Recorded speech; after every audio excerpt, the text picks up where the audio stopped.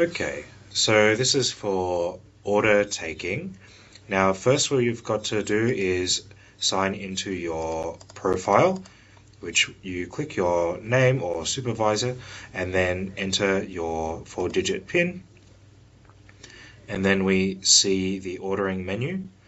So we can see down the side that we have a few different categories that you can skip to, and you can then select the tea that the customer requests. And you can see that at the top we have a default option, which is the large cup, and they can request regular cup or hot cup. And then in the second one, once we have selected the cup, we select temperature. So there's less ice is a default. Then we go down to the sugar level, which the default is shown as well as standard sugar, or we can select any other option as well. Now, if you just to notice, it says choose one, so a customer cannot request more than one item in this category. But if we see in the next one, it says in the extra toppings, they can select at most 5. So they can select 0 up to 5 items. Okay.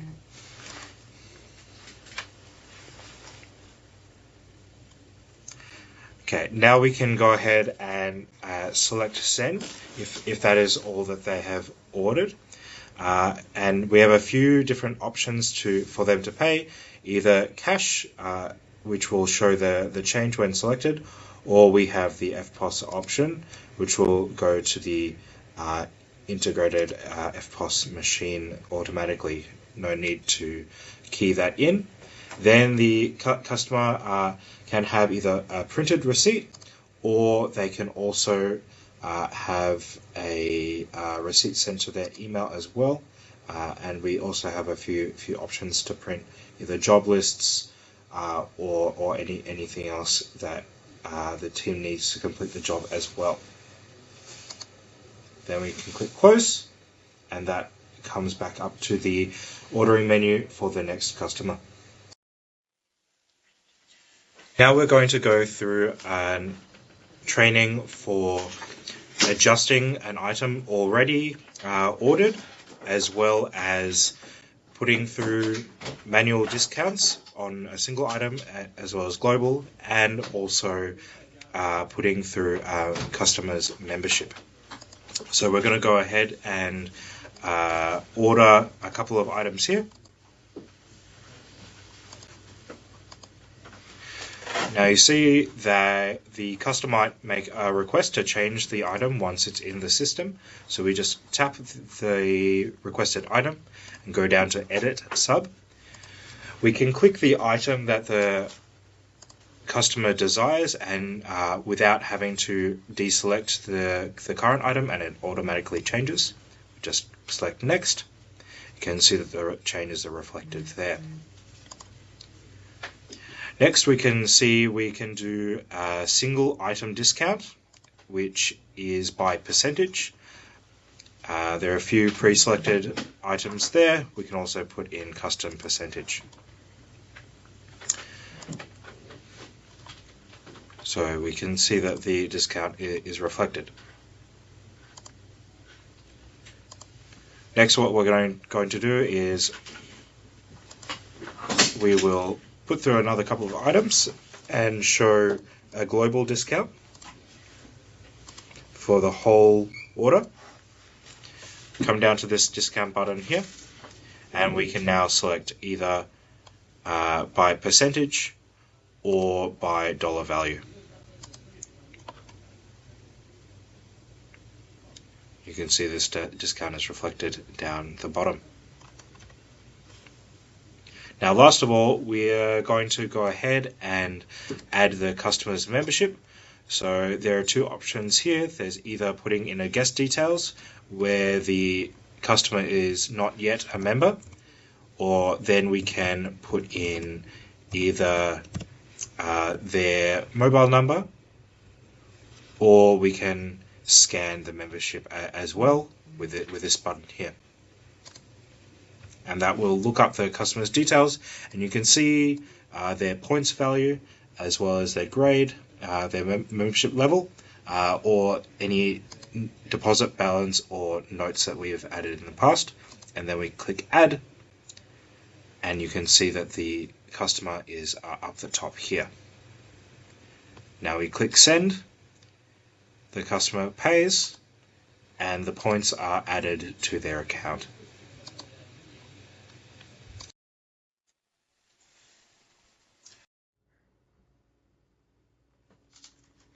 We're now going to go through how to add a member to a transaction through the QR code in the membership app. First, ask your member to scan the QR code in their membership app with the scanner. This should bring up the membership information without having to click anything, and then we just click add. We can now see that the member has been uploaded into the transaction, and their points will be added at the end of the purchase. We're going to go ahead and show how to refund an order. So we can go into this order tab here, and you can see 3 tabs here where there are paid, unpaid, and all orders together. Now if we get down here and select a particular order, we can see the items this customer has ordered, and we can go down here to the refund button. Now we can either refund by portion, which is by percentage, by item, or by a certain payment. So they might have paid with a couple of different payments, and then we can select that. So make sure that you select the correct payment, and then click POS and confirm. Now, importantly, we put in a reason for this refund, and this will go into the reports afterwards. You can see that this refund was successful. Now, when refunding, the customer must have the same card present for the MX51 payment terminals, and then they just simply tap their card. We will now show how to change the item's description.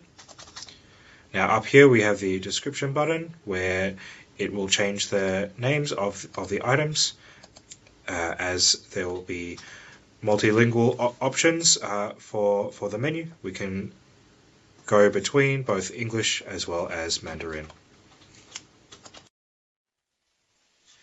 Next we will show the takings function. Come down to the burger menu here and into the takings option. Again, we will input the supervisor code, and we can see a fairly simple review of the total takings of the day. You can see cash, POS, as well as online orders, and you can see the what has been counted and recorded and the difference of the total takings. Let's go ahead and see how to check your daily reports. Now go back down to this burger menu, and the option up here is the daily report. So click on that. Here we can see a few options and a few things to look at. Make sure that you are at the correct date that you want to look at and check. So here is the current day. After selecting that and the time, you can then go by either category, group, payment method, or discount, as well as gift vouchers as well, to see what type of items have been sold today. Then we can see a very detailed report down here, which gives a very detailed breakdown of all of the transactions and total sales of the day. We can then go ahead and print a few types of options either a receipt, printing the whole report to the receipt printer, or printing a simpler version just for a simple report.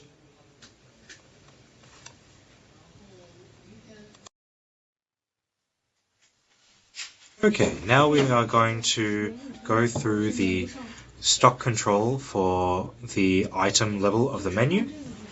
First, hold down on the button, and then that will bring up the sold out or stock control options.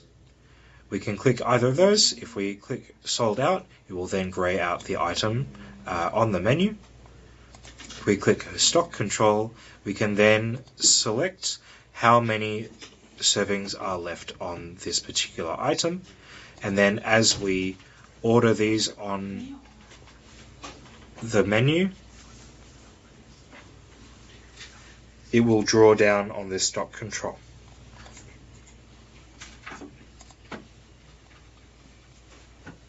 So we can see there's number 5 up here, and as we put these on the order, that will draw down from that number. Now we're going to go through the cash in, cash out, and open draw, as well as cash declaration functions on the point of sale.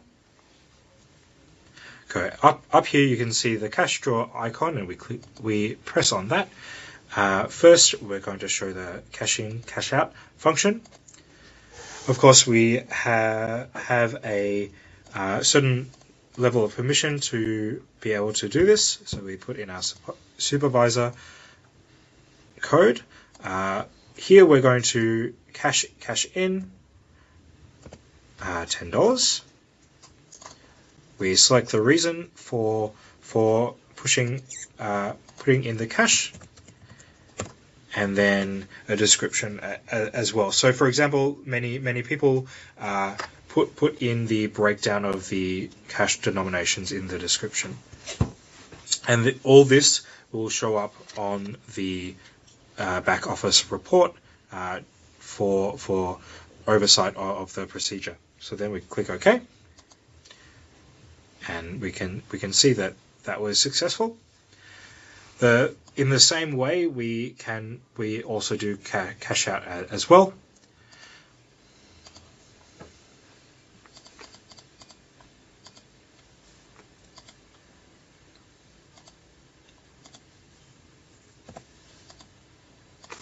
And then we select cash out as well.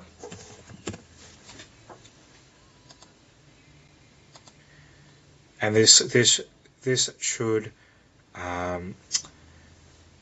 this should print out a receipt in your printer as well to give you a physical record of the process. Next, we're going to do an open draw. So this is to keep oversight of all the times that the drawer has been opened. So again, we put in our supervisor credentials, and that is recorded in the report as well, the time as well as the person that has opened the drawer. Next, what we show here is the cash declaration function. One more time, we put in our supervisor credentials, and then we can declare the opening balance of the till. So if you are doing this at the beginning of the day, you can declare the denominations of the cash in the till, and then we press done, and that will open this up, and we can print out what has been just done. Okay, now we're going to go through the adding of user accounts as well as the various permissions that these users can be allocated. So down here we go to the hamburger menu down in the bottom left hand corner, and then to the settings, to the mid hamburger menu, and if we scroll down right to the bottom, we see the user accounts. So first we're going to go to the account section, or the group section. and we're going to create our user groups. And this is where we set the type of user group, for example, our staff, and then we allocate the various permissions that the staff can have. Now, we're not selecting the supervisor permission here, so you can, for certain people, you can press all and then deselect, or we can do individual permissions. So you can see we can have functions like profile setup, to deselect, as well as certain discount permissions and other settings setups that the normal staff don't need and don't require. Now once you're happy with the user permissions, we then can go ahead and save.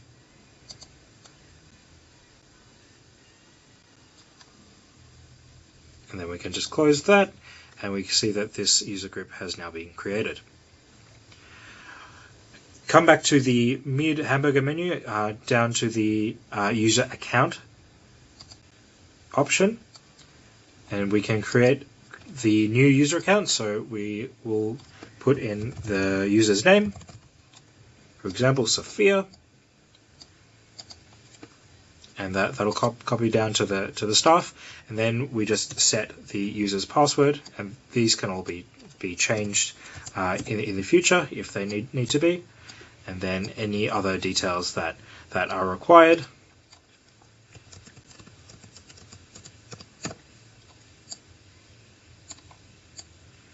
Now we can provide the user certain discount privileges. For example, a 10% discount at their discretion, or maximum cash discount as well. And this lets us control what our staff are able to do, or if they need to escalate it to someone like a supervisor.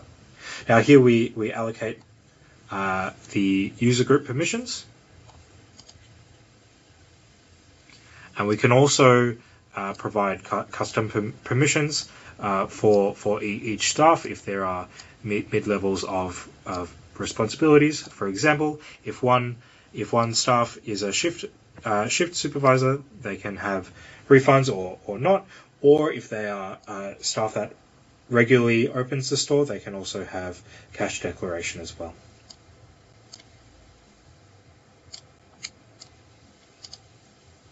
Then we can go ahead and save this user account information, and that should be now in the system, and they will be able to log in through the point of sale.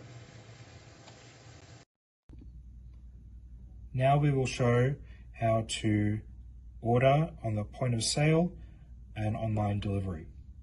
First, we come up to the menu change button here and change to whichever delivery app order it is from. For example, if we go to the Uber button, then we select the beverages that have been ordered.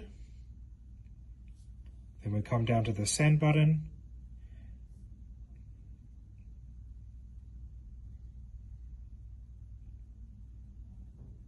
and select the corresponding delivery checkout button, and we press OK.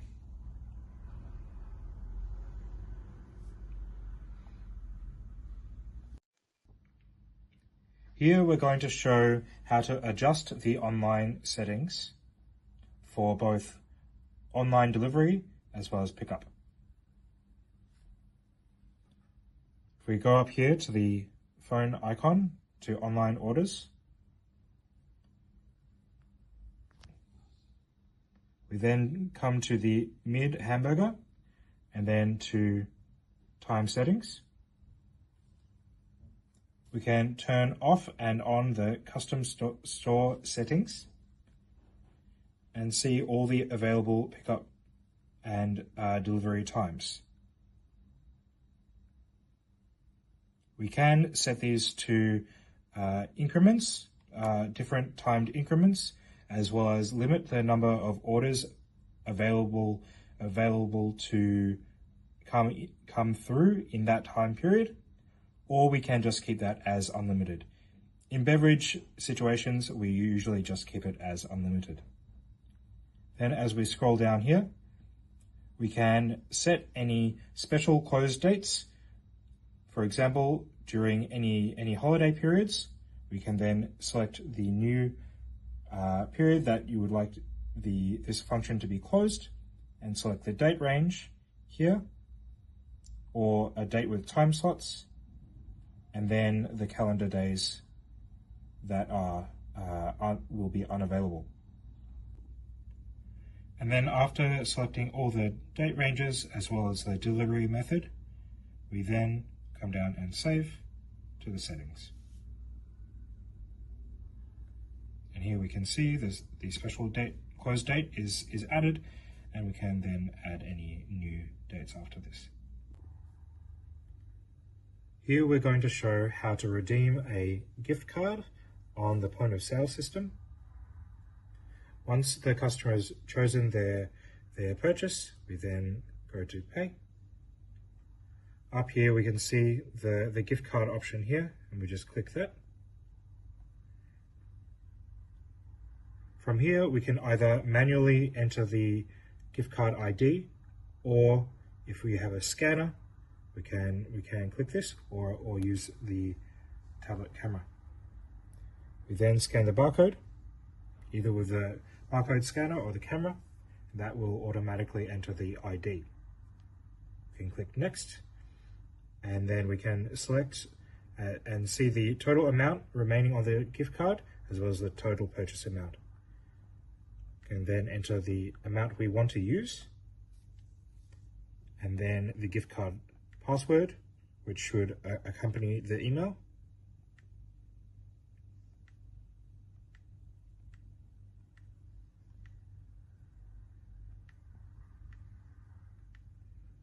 And then just click OK. We can then see that the gift card amount has been added to the purchase, to the transaction, and then the remaining amount is here as well. And then just continue with the transaction.